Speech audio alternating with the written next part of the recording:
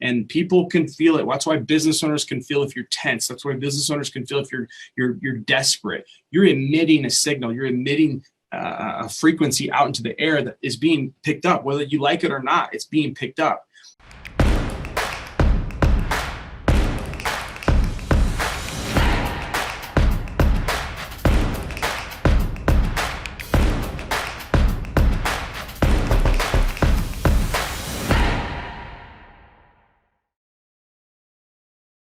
That's a big deal. When you believe something, when you understand that you are, an authority to a child, let's say, it's pretty obvious when you speak to them. If you need them to do something, it's pretty obvious who's the authority and who is not. Now, I know there's a bunch of pussy ass bitches out there that freaking won't talk stern to a child and they get ran over all the time. And you're like, how's that kid own that parent? You guys have seen it. Like, you're like, dude, what, do I need to go do this for you?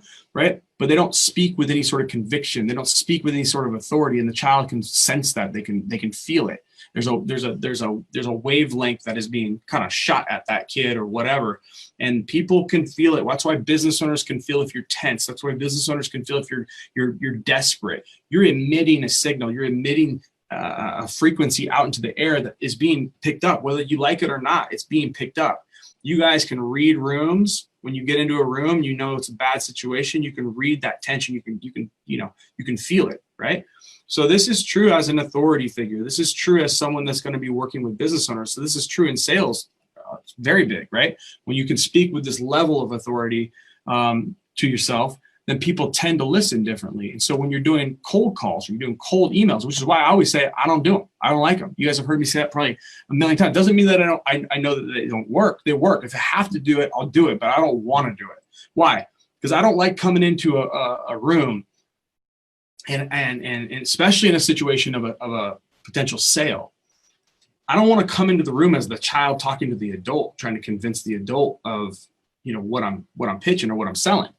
And so that thought process, for me, tells me that a lot of people probably haven't thought through that. And so they're like, I suck at sales. And it's like, no, you actually suck at prospecting and marketing, right? You suck at showing up to a location or showing up to a phone call or a Zoom meeting with a positioning of at least equality and or superior kind of a superior area of knowledge. When you can do that, when you can create the situation where you're the authority, when you're the one that is coming with the words of wisdom, you're no longer in this like, I'm trying to sell my mom into giving me a Pop-Tart at 12 at night, even though I know it's time to shower and get ready for bed, right? So it's different. It's a whole different animal when the roles are reversed. It's just different. And I think a lot of you guys should pay attention to that, because if you beat yourself up that you suck at something like sales, right?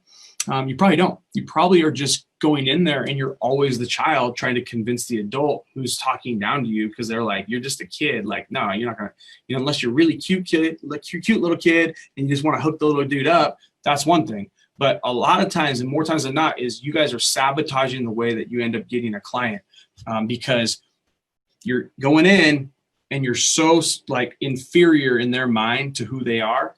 And so positioning, marketing, all those things play into that role, which is, again, why you hear me not wanting to do those types of events, because I feel like the time factor of that sales process ends up being a lot longer, because the indoctrination wasn't there, the positioning wasn't there. And ultimately, what ends up happening is you're in a game of convincing someone, A, to like you, A, to trust you, or B, to trust you, right? And then C, to buy from you right then and there.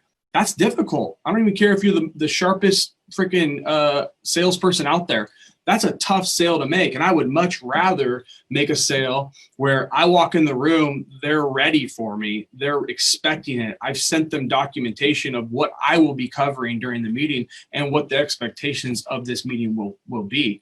I'm not going to walk into a room and be just another pitch person. I want to walk into the room with an air about me that I'm going to be speaking to them because I'm the expert in the industry, and that I have a lot of good things to share, whether they buy or not. But don't come to my meeting and be distracted or be on other phone calls and things like that, because I don't need the business. That changes the game, right? From just positioning right there. And I don't have to go in there and be the greatest salesperson ever in order to get the job done. A lot of us need to understand this stuff because we beat ourselves up in the wrong areas and we quit on things such as sales way too early when we really don't understand the root cause of why we think we're no good.